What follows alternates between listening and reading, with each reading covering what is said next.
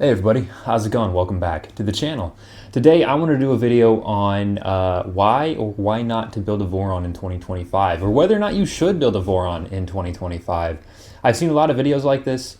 They're pretty much all the same. I'm going to give you my 2 cents on this, and then you can kind of decide from there.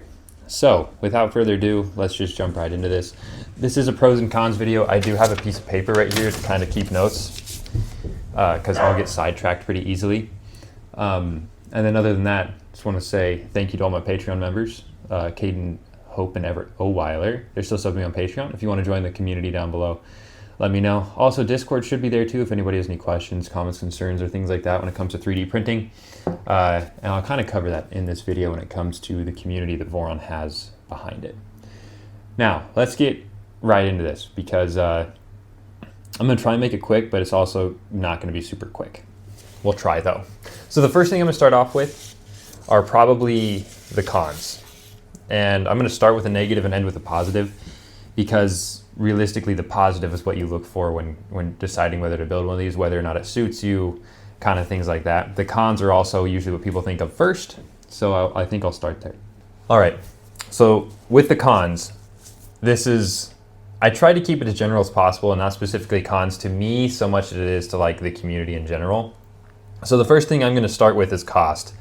The cost to build this Voron as it sits right now was right around $1,500. $1,400? I think I paid $1,350 for the kit and then the filament was another $40. So I guess $1,400. Let's just say $1,400. That's just in material cost. That has nothing to do with hourly cost or anything like that. If you were to pay someone to do this, I could only imagine how much this would cost. But from a cost standpoint, like this is a $1,400 machine as it sits right now with nothing, just a base model, base kit, and nothing special, right?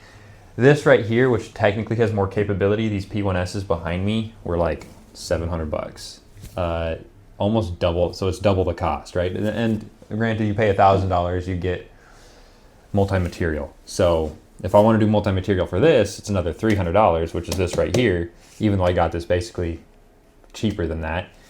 But still, then you're looking at $1,400, $1,700 if you want a 350 millimeter build plate with multicolor.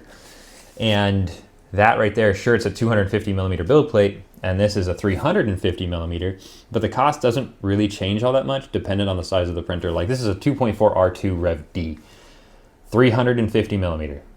So it was like $1,350 when I bought it. Right now, if you want to buy the 250, it's still like $1,250. Like it's still a significant jump in price from that right there. And granted, that's an LDO kit. You can find Voron kits from like Seabor, Physetic, and things like that, where you can get the same kit as this, looks wise. I'm not going to say like material wise, for like $600-700. And don't be fooled by those.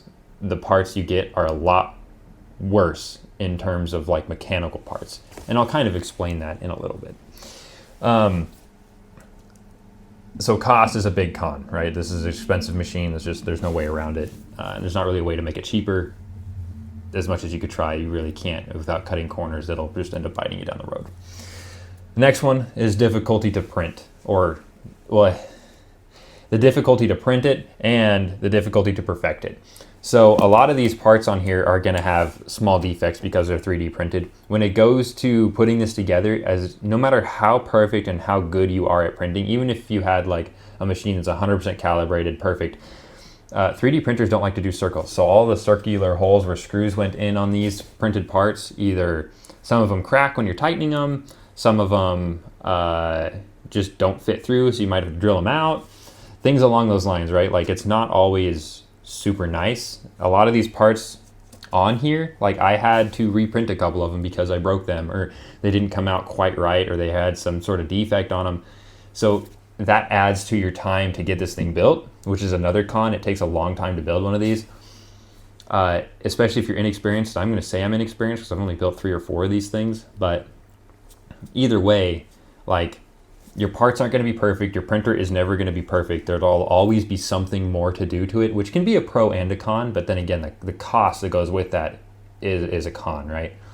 Because that's what a lot of people look at as return on investment, especially if you're going to use these for like a business, which you easily could do because these are so easy to repair. They're not easy to repair. But when you build them from scratch, you know how to repair them a lot faster than those things over there where you have to like read on a wiki and hope that Jesus can bless you when it comes to repairing parts and finding parts and paying for them. These use readily available parts, so it makes it very easy to repair, but the cost is there. And when I say difficulty to perfect this, is what I wrote on my board there, it's always kind of imperfect. You get really solid prints like that. Oh my goodness, I forgot. Albert Einstein. You get some very, very clean prints. I mean, that print looks phenomenal in every way, shape, and form. And that's wood-based PLA from Bamboo Lab. It is like super clean. And that was like the second print on this machine. It kills. Absolutely slays. But there's still other things that I could do on this to make it better. Like my bottom layer, for instance, just isn't perfect on a couple of these parts. You can see it, like it needs to be squished a little bit more, and you could adjust that, but it's not fun to have to go in and adjust it constantly. But I have since fixed those remedies, fixed those problems, but still it took a while to remedy it, right? I think I touched on this earlier, but it's a long build time, so it takes forever to build one of these. People say, oh, I could get it done in a weekend. Maybe if you build them all the time, but for the normal person who's going to build maybe one of these or two of these in their lifetime, these take a long time. I've built 3 or 4 of them, and this one still took me 5-6 months to build. You get kind of burnt out building it. Each section in the instruction takes about an hour, especially when you start doing this like ex-gantry here. I mean, that was like 3 days of repairing, especially if you work a full-time job. Like weekends I would work on this and it'd still take 5, 6, 7 hours on the weekend to get it to a point where I was like, okay, I think I can stop and move on. You have to be pretty precise, you have to be pretty accurate, and you have to be very detail oriented to get one of these working and running properly. You can slap them together and not worry about it, and people do it all the time. I did it for my first Voron and it worked just fine for a while until things started breaking because they weren't perfect. But in general, it does take a long time to build one of these. Next up, this is kind of one thing a lot of people overlook, and they overlook it a lot. So you need a printer to print one of these. You need a printer to print all of these parts right here. And don't get me wrong, you can order the printed parts just like another $100 to $200 depending on where you buy your printed parts from. I know like Matter Hackers and West 3D, Fabrico, like they sell the kits, I think like $130 for printed parts. And it sucks to have to do that to get one of these. And that's just kind of the nature of it. If you already had a printer that can print ABS, which is kind of the hard part there, a lot of printers don't print ABS. These ones behind me do, but like your A1s, your A1 minis, those won't print ABS. At least they won't do it well, unless you have them in an enclosure. And right here, you know, this was a lot of trial and error to get the colors I liked, the consistencies I liked on the materials, and all of that stuff. Like, you're gonna have to either have a printer so you can reprint this stuff, because if you do buy printed parts and you don't get all the parts you need, because you decide you want to change something or do a different modification, it's going to bite you because you don't have a printer to print the parts. This is not a great machine to start off with on your very first build unless you have some sort of technical background or you have another printer you can use to print replacement parts, because things will break when you're trying to put it together. It's just kind of the nature of the beast. The next thing I have on here is, or the next thing that I have on here is one thing that's like the biggest selling point for a lot of 3D printing companies, and that's an out-of-the-box printer. So this printer obviously comes out of a box in thousands of pieces, right?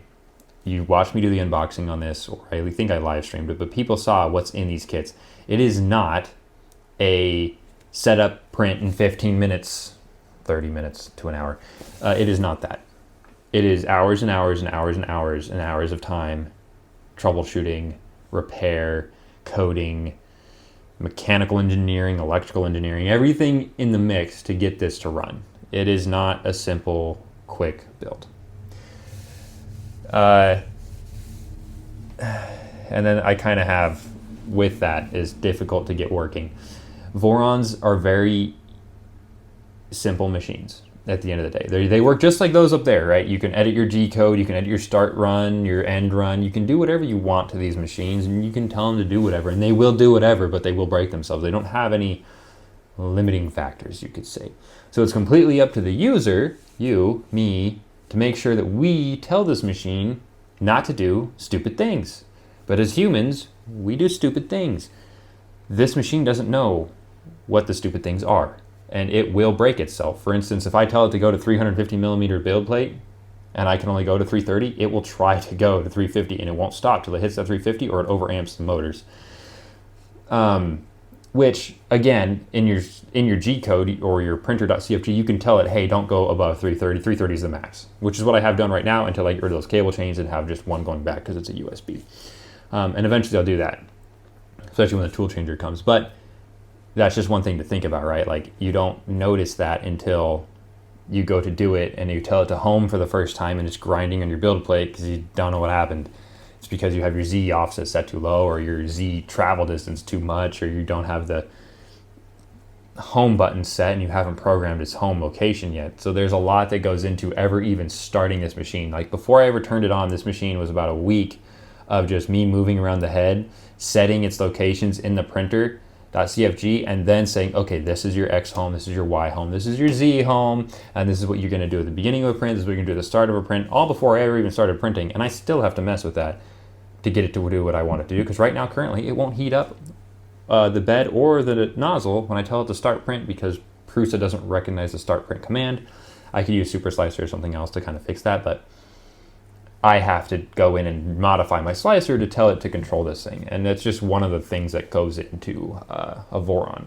But there's pros that go into a Voron. I have a lot more pros than I do cons for this machine, and I think I'm going to start with that. So before I start the pros, obviously, cons, pretty negative, don't get me wrong. But I think the pros outweigh the cons when it comes to this machine running and operating the way that you would expect it to, and I'm going to explain that now. So the first thing I have on here is open source. So the biggest thing about Voron, to me personally, is the open source part of this thing, right? I can find parts from China, the Czech Republic, the US. I can find parts for everywhere for this thing to replace parts that are on here. They might not be the same quality, they might not be the same exact size, they might not be exactly the same, but there are replacement parts for this absolutely everywhere. There's modifications you can make on this thing absolutely everywhere. GitHub is full of them. The Voron design community is massive. It's literally never ending. Like, a couple years ago when I built my last Voron, you couldn't even do a tool changer. Now they're coming out with kits for the tool changer. And that growth in 2 years between a community who's open source, not funded by anybody, and are just doing what they love is what makes these machines so amazing.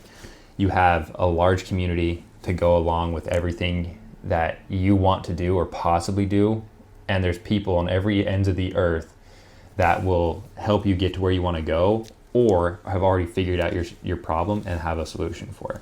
And that's another pro, right? Is that the community for these are massive. Tons of places to go for answers. There's so many different ways to do it. You can kind of do it however you want. That's what the open source plays into. Because we all know what Bamboo Lab has done in the last couple months. Kind of screwed every third-party maker. Basically says you can only use our parts. We only make our parts. Nobody else makes our parts. And you're kind of stuck with it. You're going to pay our $40 for a hot end. Granted, the hot end on this was $100. But you know what I mean? Like, you're stuck with it. I can't change anything out. Like, it is what it is, and it's going to be that way forever. There's nothing I can do. This, I get tired of that Voron stealth burner right there. I can put a Clockwork 2 in. I can put a Clockwork 1. I can put an orbiter. I can do whatever I want to it, make it do something different, right?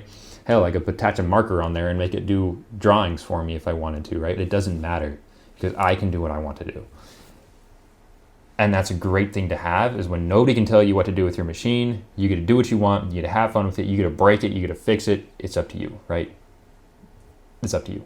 That's the biggest thing, is like there's no control except for your own control. And I love that. I think I touched on this as well. It's customizable, completely customizable. You can change the colors. You can get different extrusions. You can make it pink, purple, blue, green, yellow. You can make it print smaller, make it print larger. Do a tool changer, multicolor. Of course, you have to program all that, but you can still do all of that, right? It doesn't matter. Like, you can do whatever you want. Completely customizable. PTFE tubes up the back, right here, the belts. I mean, anything you want to do, you can do to this machine. You want tinted glass. You want glass here instead of polycarbonate, I think is what this is. Do whatever you want, right? It's totally up to you. Amazing. Any modifications you want. Actually, I think every Voron, this is another pro, every Voron has an enclosure kit with it. I don't think there's any that don't. because you got the Trident, that's basically a Core XYZ, same as these, and that definitely comes in closed. The Zero comes in closed, the Micron comes in closed. The Micron isn't even actually technically. The Delta Voron, or the Doron Velta, it was modified to look like a Voron, but it's an open source Delta printer. It's enclosed, which is not from Voron design, don't get me wrong, neither is the Micron. Switch wires enclosed. All of the Voron printers are designed to be closed so they can print high temp materials, which is what these are aimed for, is high temp materials. And basically, if you want to print polycarbonate, print polycarbonate, do whatever you want, or I can't remember what it is, PC, it was polycarbonate. You can print whatever you want on these. Of course, you have to upgrade your parts to print there, but the option's there. It's part of the customizable part, right? Another thing I have in here is they're very well engineered. These machines, I don't want to say they're bulletproof because it takes one human-sized bullet to break these, but they are engineered and they perform extremely well when built to the spec that Voron has put out. You can put any parts you want in it and it'll still perform ideally the same. They are designed to where you can buy parts from just about anywhere, put them together and do it yourself. You don't have to buy a kit, which is amazing. No other company or no other brand does that. Rat-Rig kind of did it for a little bit, but now they have their own thing, sell their own printers. Voron is one of the only open source, completely open source, where they don't tell you what parts to use. They give you ideas and they recommend things, but they're not affiliated with any of that, right? So it's just completely out there. Modify, change, do what you want, follow theirs, make your own. Like, they're very well built, they're very well designed. They're only as good as you build them, don't get me wrong, but they do make it pretty hard to be terrible at it. Again, not gonna lie. The other one I have here is this could be taken as a pro or con depending on who you are. There's a very large learning curve. You are gonna learn so much about 3D printers building a Voron. You're gonna learn things that you didn't know you needed to know, and you're gonna learn things that you probably didn't even know existed before you ever even get this thing running. And it kind of divides the printing community, right? There's people who have Bambu Lab machines that are just print. They have absolutely no idea. The slicer does everything. They're just trying to get there to make a couple models to make some money, whatever it may be. People who do this learn so much and they have such a larger appreciation for what 3D printing is and what it can do than the people who are just here for the money. Like, these machines are truly hobby machines, right? And with that, you learn so much, especially if you build this from zero. If you build this from zero, you're going to struggle. But when you get it working, it is almost going to be so rewarding that you forget all of the struggle. Like, when this thing printed for the first time and it worked, it was the best feeling ever, especially coming at this size. There's a lot of things that can go wrong, a lot of weight here. When things start printing, like, there's a lot of things that could go wrong. But when it works, it just works, and it works great. It's the best feeling in the world knowing that this machine is 100% customized to you, what you do, what you like, the colors you want. Like, the learning curve of that alone makes it all worth it. Like, you have to struggle through these to make them work, and when they do, it's the best thing ever, right? So that's one thing that I think is a huge positive, is like, it gives you an appreciation for the work that you're doing. It's not like just unboxing and putting on the screen and then printing. Like, so much time and effort goes into this that you are going to appreciate everything that you did. I touched on this earlier, giant community. So there's a large community for this thing. You can basically find whatever you want, do whatever you want. People out there have done everything. I've seen some wild shit come out of Voron's community. But just keep that in mind. Like, one of the largest things I think for me is like Bambu Lab. The reason I bought them is because the community was pretty large, but at the same time, I did not expect them to just go completely closed source and like proprietary. I didn't think that's the way they were going to go. Then again, Chinese companies typically do that. And at the end of the day, I kind of regret buying a lot of them. I use them, but not use them that much anymore, because when things break, it's a pain in the ass. And I'm about to make a video reviewing these things back there. They've been great printers, but I'm running into more and more issues that are costing more and more money. And I can't do anything to fix it. Like, I can't design something differently because the machine there's just no way to do that. Bambu's locked a lot of it down. But this isn't like that. Again, the community is massive. If you have problems, there's people you can go to. And then the last two things, I've touched on multiple times, fully upgradable, fully customizable. If you buy an R2 Rev C and they release Rev D, you can upgrade the parts, buy their parts to upgrade to it for fairly cheap. And then anything you want to do on this, you want to put on a nozzle wiper, you want to put a nozzle cutter, you want to put auto bed leveling, or you want to put, I gotta think of the word here, like auto eject, so it ejects your prints for you. Make the doors open when a print finishes so it cools off faster. Like you can do whatever you want. It's upgradable. And you can start from scratch and work your all the way up to a 6-head tool changer like I'm about to do. And God, that money pit's gonna suck. About another $1,000 in parts.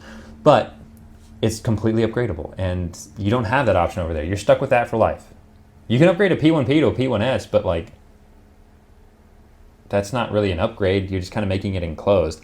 This you can upgrade from like a different tool head to a new tool head. You can do a different build plate to a different type of build plate. You can do so many different things with this that it's not just a printer. You can make this a CNC machine if you wanted to. Would it be great? No. No enclosed CNC machine is great without liquid. But I've seen people make Vorons into miniature welders. I've seen people make Vorons into drawing machines or pre-cut machines. You know what I mean? Like there's a way to do different things if you go down a different route in the future. These are there for it. And then the very last thing I have in here is parts are easy to find. Everything's easy to replace. Since everything's printed on this, I mean, if something breaks, you just print a new one and you're good to go, right? Like I've had to do that multiple times on this thing and I haven't had any issues since I replaced them. Everything's printed at pretty large infill percentages. I think 40% with like 4 walls is like the minimum is what Voron recommends, and you can do that all day every day. You can print parts for this thing, especially once you get it up and running. As long as the part's not structurally integral or you notice it's going out and it'll still hold, you can slow your print times down and like get that replacement part printed in like an hour or so and then get a new part and you're good to go. And that's it. That's the goal, right? That's the thing that makes the difference. And I think that is a good enough reason in itself to kind of build one of these. So with that, I think I'm just going to call it there. I'm going to give you my recommendation on whether or not you should build a Voron right now. Personally, it depends on who you are. If you are somebody who likes to tinker, who likes to learn, who likes to have your own customized things and know everything about it inside and out, this is the machine for you. If you're somebody who wants to just print and forget and not have any worries or wonders, you don't do any slicer setup, you just want to go and like not look back, and you don't see yourself doing this hobby for like a long time, this isn't the machine for you. Like if you're just here to make quick profit, quick buck, and you do a lot of printing shows, like this isn't the thing for you. If you want a machine that can do just about anything under the sun, this is the machine for you. If you're lazy, this isn't the machine for you, right? If you're a lazy person, like kind of I am, I didn't want to continue to build this because I got so frustrated with it. But it was my own fault that I was frustrated with it, right? Because I wasn't looking at things close enough because I didn't know what to look at until I dove into the community and remembered. I was like, oh yeah, right? I forgot. This is the kinematic system on this is pretty wild. You need to kind of do your research beforehand, right? There's a lot of people that don't want to do that. This isn't for you. As much as I would love it to be, it's not. So don't waste your time. But if you are somebody who really enjoys open source, who doesn't like being told what to do, who wants a large printer, small printer, who wants to be able to customize and do whatever you want with it, and you're not afraid of a challenge, this is the machine I would buy. If I could right now trade in all those bamboo machines and buy more Vorons, I 100% would. But at the end of the day, I have to think of more than just myself. I have my wife and my mother and father-in-law that live with me. Those printers are great for them because they don't care. They just want to print something and have something cool and quick, and they don't have to worry about it. They can print from their phones.